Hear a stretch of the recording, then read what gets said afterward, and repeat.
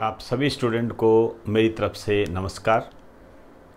मैं इस चैनल पर आप सबका स्वागत करता हूं। दोस्तों, आज इस चैनल पर हम एक विषय पर चर्चा करेंगे। हालांकि चर्चा एक तरफा है, लेकिन आपके विचार आमंत्रित है। मैंने कई दिनों से महसूस किया है कि मैं जिन स्टूडेंट को पढ़ा रहा हूं, वो वास्तव में गंभीर किस्म के स्टूडेंट हैं। और ये जानकर मुझे काफ़ी खुशी हुई, क्योंकि एक टीचर होने के नाते इतनी समझ तो मैं रखता हूँ कि मेरे साथ जो स्टूडेंट जुड़े हुए हैं उनके दायरे क्या है। और ये भी मैं जानता हूँ कि जो नए बच्चे जुड़े हुए हैं, जो नए इस लाइन में आ रहे हैं, लाइन मीन्स कंपटीशन लाइन में जो आ रहे हैं, वो निरंतर अपने आप में सुधार भी कर रहे हैं। ऐसा मेरा मानना है और मैं इसको अनुभव भी करता हूँ। तो इस मायने में तो मुझे कोई आपसे शिकायत नहीं है। अब हम जिस मुद्दे पर चर्चा करने जा रहे हैं उसका आधार एक ऑडिटोरियल है। अखबार में एक ऑडिटोरियल आया है, चर्चा का विषय है। वही बात मैं आपके साथ करने जा रहा हूँ। एक तो ऑडिटोरियल क्या होते हैं, ये थोड़ा सा मैं आपको बता दूँ। विस्तार से तो नहीं बताऊंगा, लेकिन इतना जान लीजिए कि कई बार स्टूडेंट मुझसे क्वेश्चन पूछते हैं कि सर हम क्या पढ़ें, हमारे लिए इम्पोर्टेंट क्या है, या हम इम्पोर्टेंट को छांटे कैसे। ये दुविधा होती है, और स्टूडेंट की एज के आधार पर देखें तो ये दुविधा जायज़ भी है, होती भी है उनकी। तो इसके माध्यम से मैं आपको एक छोटी सी बात बताना चाहूँगा, या छोटा सा एक आइडिया देना चाहूँगा कि इम्पोर्टेंट को हम कैसे पहचानें। जब कभी ऑडिटोरियल जो आते हैं, अखबारों में जो ऑडिटोरियल आते हैं, वो इस बात का संकेत होते हैं कि वो टॉपिक आपके लिए इम्पोर्टेंट है। 99%, मैं वापस रिपीट कर दूं, 99% यदि कोई बात ऑडिटोरियल में आती है तो यह हमें संकेत देती है कि यह एग्जामिनर की पसंद है। तो इसी कारण से मैं इस एक मुद्दे पर चर्चा करने जा रहा हूं, रिया चक्रवर्ती के संबंध में। अब रिया चक्रवर्ती का नाम लेते ही मुझे नहीं लगता कि ये लोग जानते नहीं। आप भली भांति आप जानते हो, पूरा देश रिया रिया हो गया था, चुटकुले भी बनने शुरू हो गए थे। खैर, ये अपने देश का दुर्भाग्य कहता हूँ मैं इसको। तो इस मामले में तो आप मेरा पर्सनल व्यू मेरे पास रहने दीजिए। वास्तव में ये हमारा दुर्भाग्य रहा कि हम ऐसे मीडिया के जाल में फंसे हुए हैं। बिल्कुल कोई दो राय नहीं है, और सोशल मीडिया में ये बात कहते हुए मुझे कोई खौफ भी नहीं है, डर भी नहीं है, क्योंकि मैं सही हूँ। हम इस प्रकार के मीडिया में चल रहे हैं। हमारी मानसिकता, अब बदलने वाले अपनी मानसिकता बदल भी लेते हैं, लेकिन जो एजुकेटेड और समझदार लोग होते हैं वो अपने दिमाग का इस्तेमाल करते हैं। खैर, जो भी है, इन मुद्दों पर हम कभी बाद में चर्चा करेंगे। फिलहाल मैं उस ऑडिटोरियल पर चर्चा करने जा रहा हूँ, और ऑडिटोरियल में से किस टाइप के क्वेश्चन बन सकते हैं उसको भी मैं आधार बनाऊंगा। तो आपने उन क्वेश्चंस की तरफ ध्यान रखना है, और इस पूरे वीडियो को देखने के बाद आपके मन में जो भी बात आती है तो तर्कयुक्त के एवज में आप कह सकते हो कानून के दायरे में रहकर आपने अपने तर्क देने हैं। कानून के दायरे में, ध्यान रहे, कानून के दायरे में आपने ये तर्क देना है कि रिया चक्रवर्ती इस संबंध में गुनहगार है या नहीं है। आपने अपने तर्क देने हैं, और जो काम गवर्नमेंट कर रही है, या जो काम कोई कोर्ट कर रहा है, या पुलिस कर रही है, वो उनका काम है। उनके दायरे में रहने दीजिए। उनकी हम बात नहीं कर रहे, हम अपनी बात कर रहे हैं, हम अपने विचार दे रहे हैं। और विचार देना आर्टिकल 19 के तहत स्वतंत्रता के अधिकार के तहत आता है, जो कि हमारा फंडामेंटल राइट्स है, हम दे सकते हैं।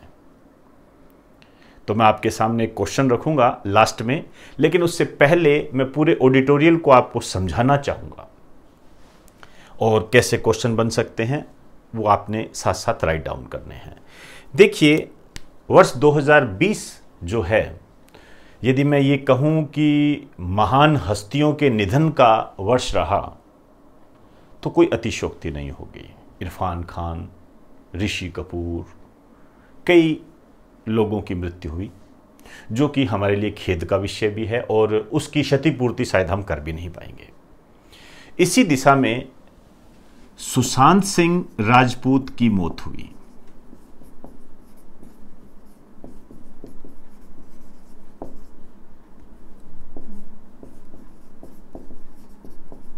इनकी मौत हुई जून 2020 में। सभी जानते हो, फिल्मी कलाकार थे, अभिनय इनका क्षेत्र था। अब देखिए, जब इनकी मौत हुई तो एक महिला चर्चा में आई। चर्चा में आई रिया चक्रवर्ती। तो इनकी मौत से एक महिला चर्चा में आई। लिखिए, चर्चा में महिला।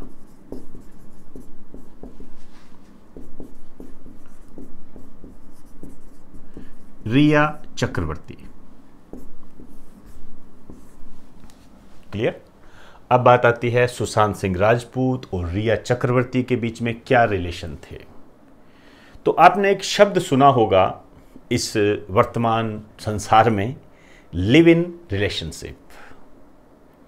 तो ये लिव इन रिलेशनशिप में थी सुशांत सिंह राजपूत के साथ, बाद में इससे अलग हो गई थी।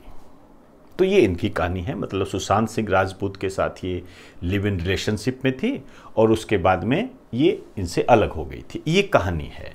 तो हम यहां से एक बात स्टार्ट करते हैं। रिया चक्रवर्ती, लिखिए, ये सुशांत सिंह राजपूत के साथ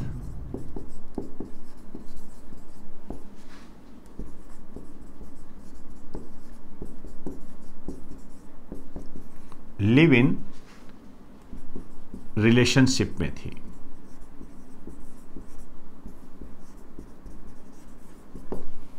क्लियर?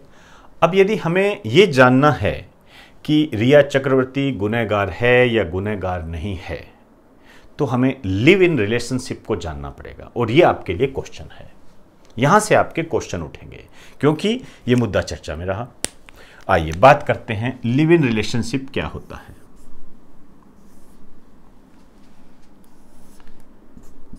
देखिए, जब एक पुरुष और एक महिला, मेल और फीमेल, पति पत्नी की तरह एक साथ रहते हैं, मतलब एक घर में एक पुरुष और महिला पति पत्नी की तरह एक साथ रहते हैं, तो इसे लिव इन रिलेशनशिप कहा जाता है। एक लाइन लिख दीजिए, जब पुरुष व महिला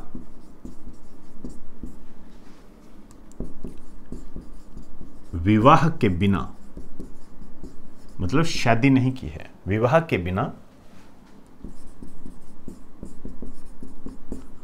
पति पत्नी की तरह एक साथ रहते हैं, तो ये लिव इन रिलेशनशिप है। यहां पर जो सबसे महत्वपूर्ण बात है वो है विवाह के बिना। सबसे मेन बात यही है। तो इसे हम लिव इन रिलेशनशिप कहते हैं। और यहाँ जो शर्त है वो क्या है? आयु की शर्त है। आयु, निश्चित आयु पूरी होनी चाहिए। जैसे पुरुष की जो न्यूनतम आयु है ये 21 वर्ष होनी चाहिए और जो महिला की जो न्यूनतम आयु है ये 18 वर्ष पूरी होनी चाहिए। क्लियर? अब ये भारतीय परंपरा के तो खिलाफ है, लेकिन यदि हम भारत की बात करें तो भारत में इसे सुप्रीम कोर्ट ने मान्यता दी है।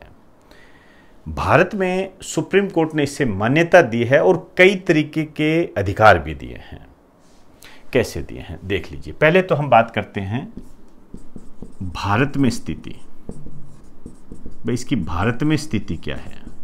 तो भारत में ये वैलिड है, वैध है, लीगल है। ये मतलब ये अपराध नहीं है, सिंपल भाषा में कहें तो एक बात तो आपको समझ में आ गई कि ये लिव इन रिलेशनशिप में रह रहे थे, इस कारण से कोई अपराध तो नहीं कर रहे थे। ये क्लियर हो गया ना बात सारी। अब देखिए ये किसने कहा? सुप्रीम कोर्ट के आदेश से।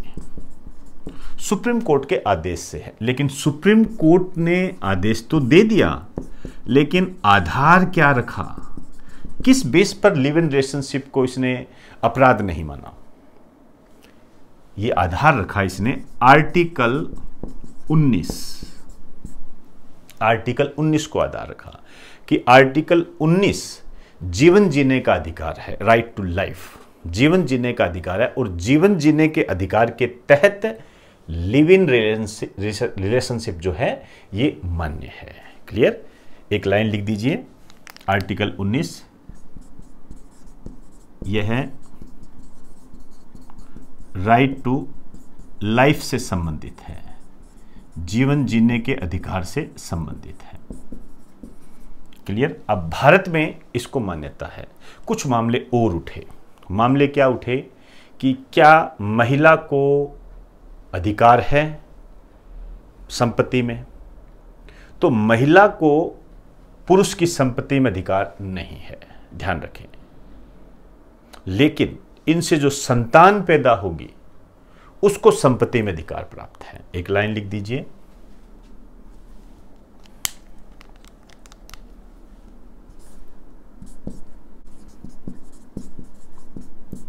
महिला को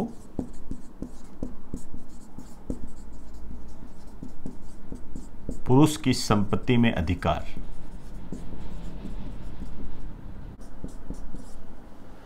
तो महिला को पुरुष की संपत्ति में अधिकार नहीं है। क्लियर? अब देखिए, संपत्ति में अधिकार नहीं है, समझ में आ गई बात सारी। प्रॉपर्टी में अधिकार नहीं है, महिला को अधिकार नहीं है। किस महिला को अधिकार नहीं है? जो महिला उस पुरुष के साथ लिव इन रिलेशनशिप में रह रही है, तो उसको प्रॉपर्टी में अधिकार नहीं है। लेकिन इन दोनों से जो संतान पैदा होगी उसको अधिकार है। एक लाइन लिखिए, लेकिन इनसे उत्पन्न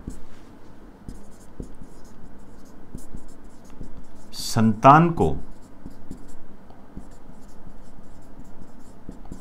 संपत्ति में अधिकार है।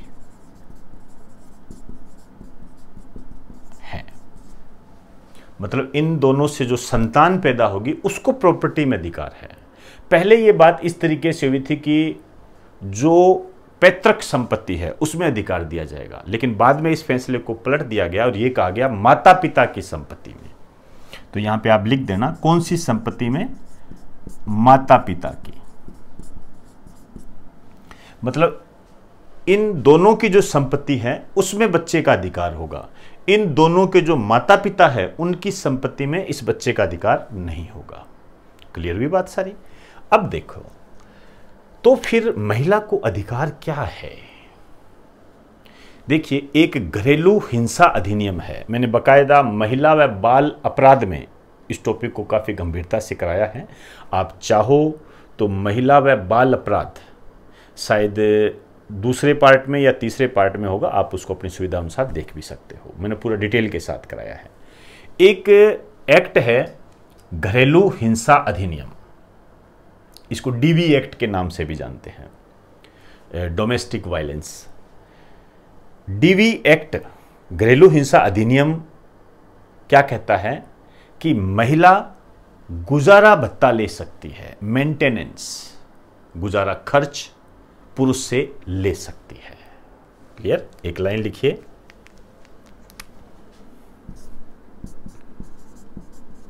इसमें महिला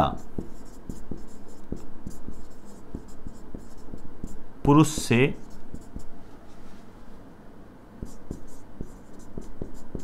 गुजारा खर्च मतलब मेंटेनेंस की मांग कर सकती है, मतलब ले सकती है। ये राइट्स है, इसको अधिकार है।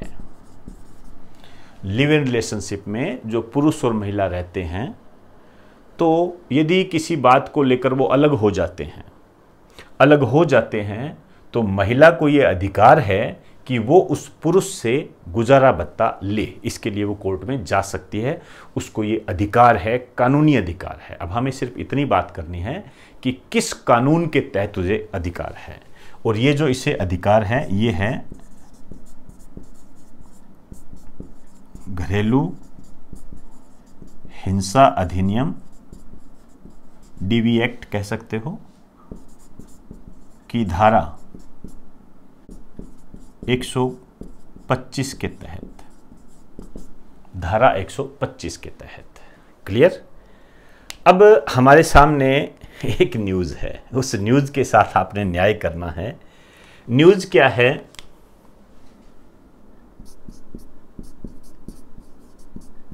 रिया चक्रवर्ती ने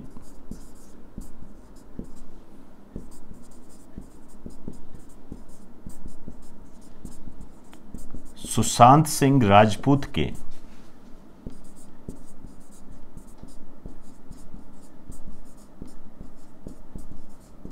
क्रेडिट कार्ड का इस्तेमाल किया। क्रेडिट कार्ड का इस्तेमाल किया। अब ये न्यूज़ है आपके सामने। और क्रेडिट कार्ड का इस्तेमाल किया, इस कारण से वो संदेह के दायरे में आ गई और उसे गिरफ्तार कर लिया गया। अब इस पूरे एक्ट को पढ़ो कानूनन। देखो, मैं आपको एक बात पहले बता दूं, घटना क्या है, क्या बातें हैं, उसको रहने दीजिए। आपने सिर्फ इस न्यूज़ को इसके साथ कनेक्ट करना है, इसके साथ कनेक्ट करना है। बस आपके दिमाग में एक बात आनी चाहिए, क्या रिया चक्रवर्ती सुशांत सिंह राजपूत के क्रेडिट कार्ड का इस्तेमाल कर सकती थी या नहीं कर सकती थी कानूनन, एक्ट के तहत? बैकग्राउंड में कोई भी बातें हो उसको रहने दीजिए। एक बात और बता दूं मैं, सुशांत सिंह राजपूत ने रिया चक्रवर्ती को अपनी कंपनी का डायरेक्टर भी बनाया था। उस स्थिति को भी आपने ध्यान में रखना। एक लाइन लिख दीजिए, सुशांत सिंह ने रिया को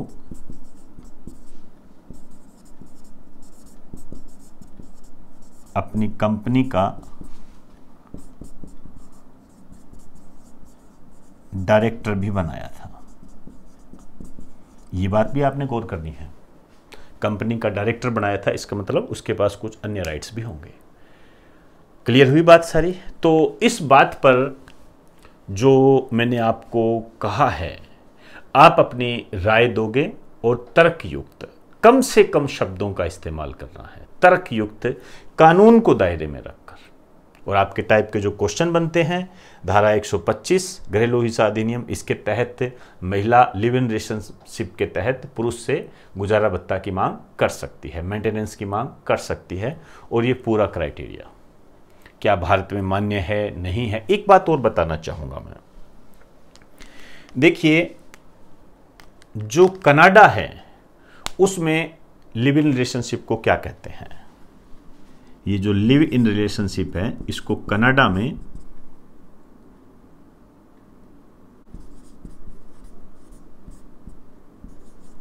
कॉमन लॉ मैरिज कहते हैं, और यूके में, ब्रिटेन में कॉमन लॉ स्पाउसेस कहते हैं। ये दो बातें ध्यान रखना। कई बार क्या इस टाइप के भी क्वेश्चन बन जाते हैं कि लिव इन रिलेशनशिप को कनाडा में क्या कहा जाता है और यूके में क्या कहा जाता है। ये दो नाम हमारे सामने आए हैं जो विशेष प्रकार के क्वेश्चनों में शामिल होने की क्षमता रखते हैं, ध्यान रखेंगे। तो मैं आपके राय का, आपके जवाब का, आपके एक्सपीरियंस का, आपकी सोच का मैं कमेंट के माध्यम से इंतज़ार करूंगा और मुझे पूरी उम्मीद है कि आप इस पर खरे उतरोगे। तो एक बार आप इसे राइट डाउन कर दीजिए।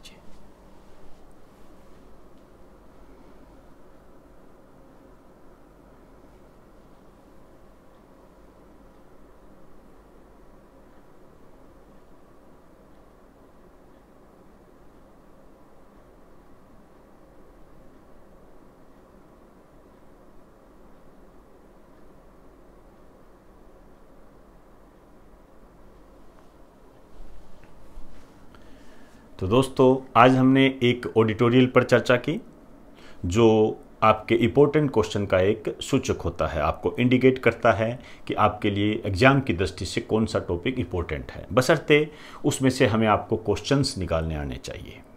तो इसी दिशा में आपको हमने ये एक लेक्चर प्रोवाइड किया है। इसमें आपके विचार आमंत्रित है। यूट्यूब के कमेंट बॉक्स में आप अपने विचार दें, मैं आपके विचारों का इंतज़ार कर रहा हूँ। इसके अलावा आप इसे सोशल मीडिया पर ज़्यादा से ज़्यादा शेयर करें। डिस्क्रिप्शन में जो लिंक दिए गए हैं उन्हें अपलोड कर लें।